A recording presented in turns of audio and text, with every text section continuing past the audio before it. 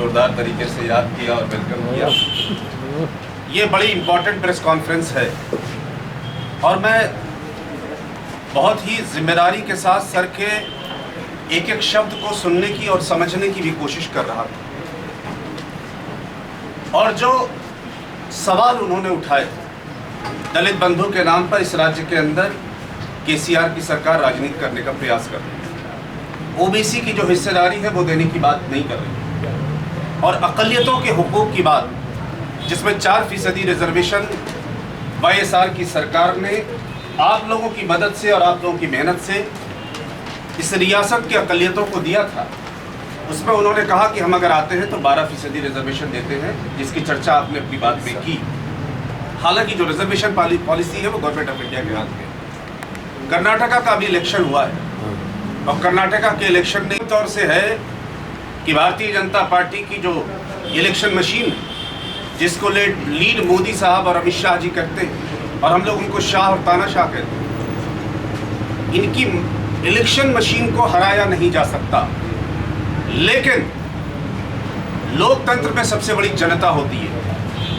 सबसे पहले हिमाचल का इलेक्शन हुआ, भारतीय जनता पार्टी के नेतृत्व की सरकार थी, वहां पर वो सरकार गई और कांग्रेस पार्टी के नेतृत्व की सरकार वहां पर बनी।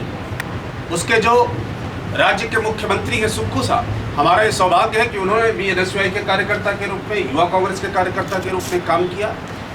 और कल एक बड़ी पब्लिक मीटिंग जटचेला में हो रही है, जिसमें सुक्खू जी आकर बात को संबोधित करेंगे। दूसरा राज्य कर्नाटक था, बीजेपी में हमने सरकार बनाई, लेकिन इस बार जिस तरह का माहौल इस राज्य में दिखाई देता है और पूरे राज्य के अंदर अलग अलग समाज के लोगों से, जिसकी चर्चा जीवन रेड्डी साहब ने की, चर्चा करने के बाद केसीआर पूरी तरह से फेल है। कर्नाटक में ये मैसेज जा चुका है कि भारतीय जनता पार्टी डिलीवर नहीं कर पाती, जो वायदे करती है वो वायदे पूरे नहीं कर पाती और सिर्फ जुमलेबाजी करती है।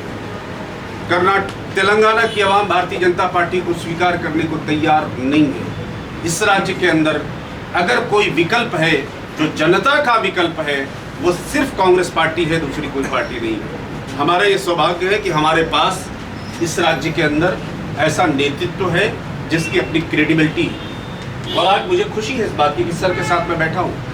लगातार विधानसभा का चुनाव, एमएलसी का चुनाव, मंत्री रहने का काम उन्होंने किया, लेकिन उसके बाद समाज में जिस तरह की क्रेडिबिलिटी है, जिस तरह से लोगों का रिश्ता है, जिस तरह से लोगों के दुख सुख में शरीक होते हैं और कांग्रेस के कार्यकर्ताओं को लेकर चलते हैं, मैं समझता हूं कि हमारे जैसे कार्यकर्ताओं के लिए भी ये नज़ीर है। और इनके जैसे नेतृत्व के चलते निश्चित रूप से हमारा ये सौभाग्य होगा, हम इस राज्य के अंदर सोनिया जी के नेतृत्व में, खड़गे साहब के नेतृत्व में, राहुल गांधी और प्रियंका गांधी के नेतृत्व में गांधीवादी विचारों के साथ अगली जो सरकार बनाएंगे वो कांग्रेस की सरकार बनाएंगे। आप सभी लोगों का बहुत धन्यवाद। सर ने विस्तार से बात की है। इस पूरे विषय को मैंने थोड़ा थोड़ा समझा भी है। मैं भी उर्दू में मेरा एमए है, हिस्ट्री में, ड्यूअल हिस्ट्री में और उर्दू में, तो उर्दू भी पढ़ लेता हूँ। उर्दू अखबारात से भी गुजारिश है कि अक़लियतों के हुकूक की बात अगर कोई कर सकता है तो सिर्फ कांग्रेस पार्टी कर सकती है, दूसरा कोई करने वाला नहीं है। जो लोग अक़लियतों के हुकूक की बात करते हैं वो सिर्फ धोखा देते हैं और उन्होंने पिछले दिनों में धोखा देने का काम किया। मीडिया के मित्र तो मैं नहीं कहूँगा, क्योंकि जैसे ही मीडिया के मित्र कहते हैं तो बड़ा डर लगता है, क्योंकि मोदी साहब मित्र कहते हैं ना मीडिया के मित्र, तो हम लोग मीडिया के साथी कहते हैं। मीडिया के साथियों का मैं दिल की गहराई से आभार। ఈ దళిత బంధు నెపంతోనే దళిత సమాజం ఏ విధంగా మోసగింపబడుతుంది అనేటువంటి ఒక వాస్తవాలను వివరించే విధంగా జిల్లా కాంగ్రెస్ పార్టీ ఆధ్వర్యం లోపల లేఖ విడుదల చేయాలని చెప్పి భావిస్తుంది. అంటే వాస్తవంగా సమాజంలోని సామాజికంగా ఆర్థికంగా వెనుకబాటుతానికి గురైనటువంటి ఒక దళితులు, ఎస్సీలే కానీ ఎస్టీలే కానీ భారత రాజ్యాంగ రూపకల్పనలో మన బాబాసాహెబ్ బిఆర్ అంబేద్కర్ గారు మరి కొన్ని ప్రత్యేకమైనటువంటి ఒక హక్కులు కల్పించడం జరిగింది. వారి జనాభా ప్రాతిపదికన విద్యా ఉద్యోగాలలో రిజర్వేషన్ సౌకర్యాలు కల్పించడంతో పాటుగా సంక్షేమ కార్యక్రమాలకు సంబంధించి కూడా వారి జనాభా ప్రాతిపదికన నిధులు కేటాయింపు చేయబడి ఆ నిధులను వెచ్చించబడే విధంగా భారత రాజ్యాంగంలో పొందుపరచడం జరిగింది.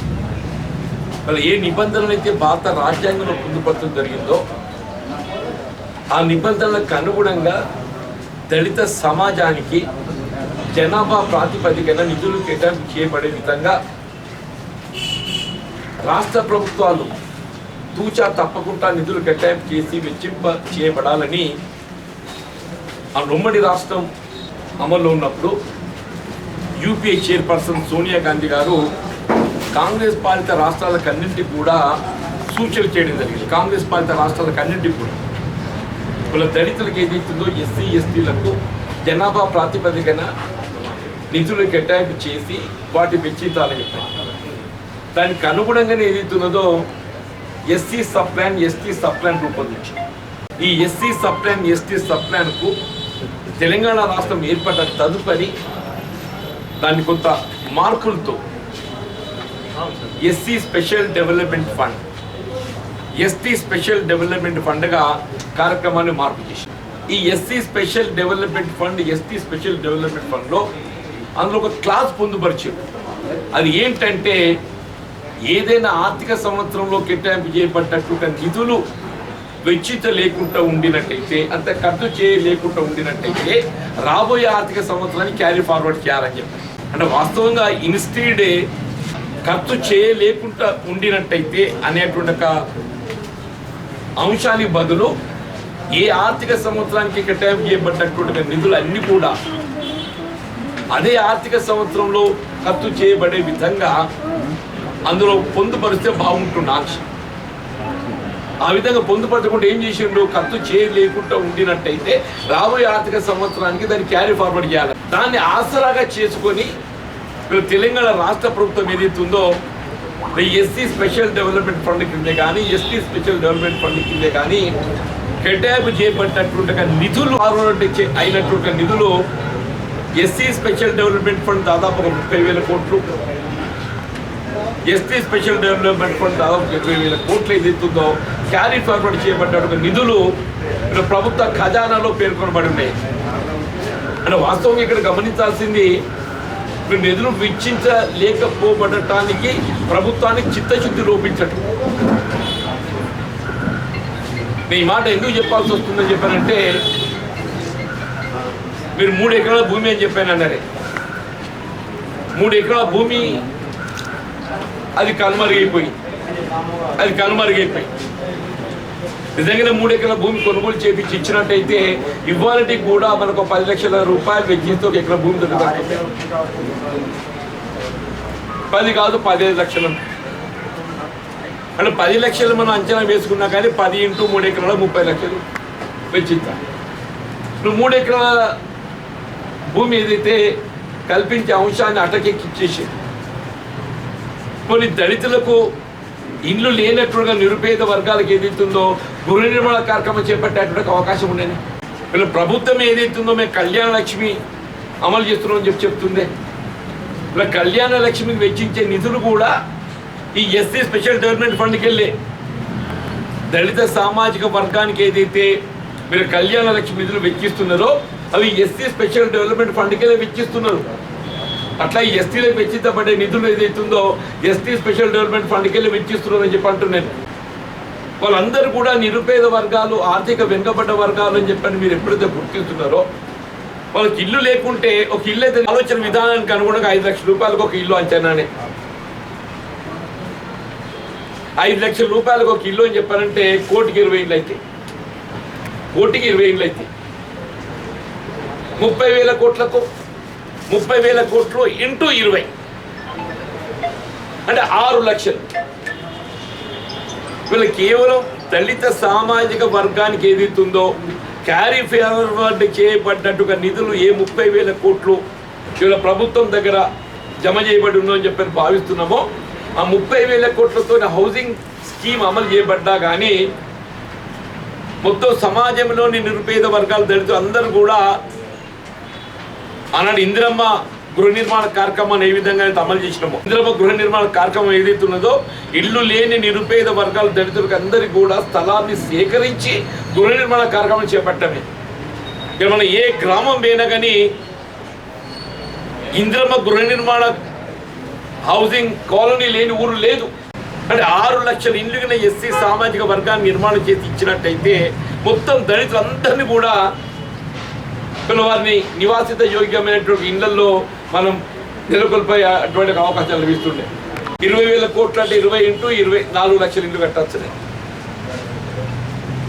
మేము ఇవన్నీ పక్కన పెట్టేసి మేము 10 లక్షల రూపాయలు ఇస్తామని చెప్పన్నాడా వీళ్ళ దళిత బంధు. సరే ఇప్పటికైనా ఇది మంచిదే, దో లేట్ బెటర్ దాన్ నెవర్. ఇవాళ మీరు వ్యవసాయ భూమి కల్పించాలంటే 30 లక్షలు, 30 పోయింది. నువ్వు 10 ఇస్తాను అంటే సంతోషపడమని చెప్పంటున్నాను. ఇలా మీరు ఏ హుజరాబాద్ నియోజకవర్గం ఎన్నికల్లో ఇలా ప్రయోగాత్మకంగా మేము హుజరాబాద్ నియోజకవర్గంలో ఇది అమలు చేస్తున్నాం, తదుపరి రాష్ట్రం అంతా అమలు చేస్తామని చెప్పన్నారు.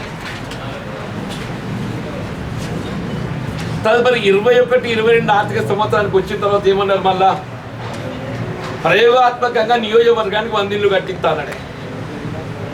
మొత్తం నియోజకవర్గం పోయింది. ఏంటంటే 17,700 కోట్లు బడ్జెట్ ఆమోదం పొంది కనీసం ఒక్క లబ్ధిదారుడికి కూడా కార్యక్రమం లబ్ధి ఉనగూర్చలేదు, ఒక్క రూపాయి కూడా బడ్జెట్కి వెళ్ళి వెచ్చించలేదు. See the government performance.